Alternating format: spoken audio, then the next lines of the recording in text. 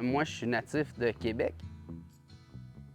J'ai grandi surtout dans la région de Montréal, ça arrive ça de Montréal. J'ai étudié en administration. Après ça, je suis allé faire un cours en sociaux à l'université. Je suis allé faire un DEP en agriculture. Là, j'ai vraiment adoré ça.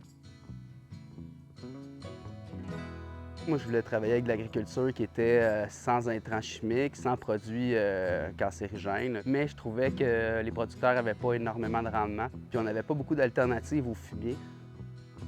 J'ai rencontré Danny Sénéchal, qui vient de Port-Cartier. Il nous parlait beaucoup de sa grand-mère qui est autochtone, qui cultivait des patates avec du caplan, du varette. Puis tous les problèmes agricoles qu'on avait dans les patates, il les connaissait pas parce qu'il les avait jamais vus. Les sols les plus fertiles au Québec, ils viennent de la mer de Champlain, donc de résidus marins. On a décidé vraiment de s'expatrier, s'en venir à Forestville. Le marché du bio n'était pas très gros dans ce temps-là. On a fait des tests dans une petite serre. On a fait notre première poudre de crabe dans un blender à café. On se partageait les routes à monter sa Côte-Nord. On a prouvé qu'on était capable de faire de quoi, puis on a prouvé que c'était bon. On a prouvé que ça donnait du rendement. On a commencé à faire des produits pour les centres jardins. Puis je te dirais, c'est l'horticulture qui nous a fait donner des revenus intéressants, des gérants de centres jardins, des passionnés d'horticulture qui ont compris ce qu'on faisait. Quand on commençait à avoir une rentabilité qui était plus intéressante, c'est là que j'ai rencontré la Corpex. C'est Marc Deslauriers. Il a cru en nous, il nous a financé 2 salons. J'ai découvert qu'on n'était pas prêt pour le marché de l'Ontario. Puis je l'ai découvert là, j'ai pas perdu 6 mois à me promener sur la route pour le découvrir. Je l'ai su dans un salon. L'entreprise fonctionne de mieux en mieux.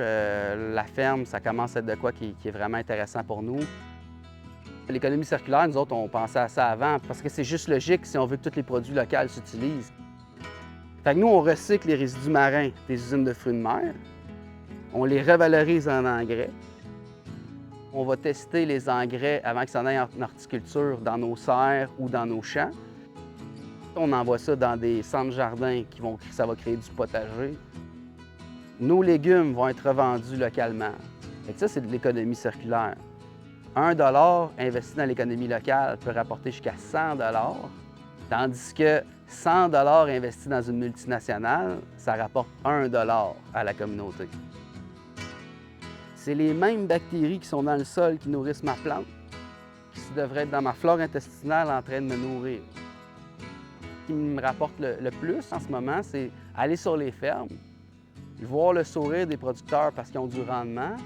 Ils ont adopté ça, la vie du sol, mais ils m'ont dépassé en production. On s'en va s'amuser, on s'en va faire de quoi de le fun. C'est de même qu'on devrait le voir.